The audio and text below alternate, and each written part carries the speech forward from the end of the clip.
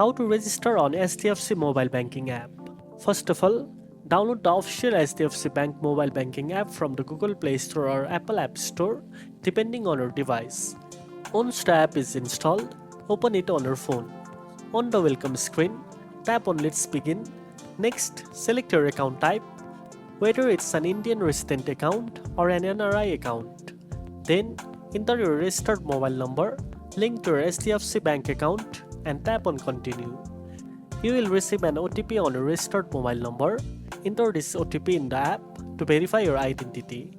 After successful verification, you will be asked to set a new MPIN.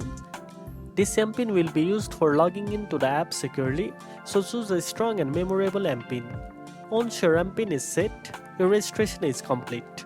You can now log into the HDFC mobile banking app using your registered mobile number and MPIN.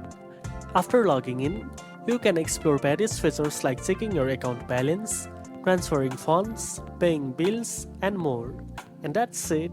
Now you know how to register on the HDFC mobile banking app. If you found this video helpful, don't forget to like, share, and subscribe for more banking tips. Thanks for watching, and I'll see you in the next one.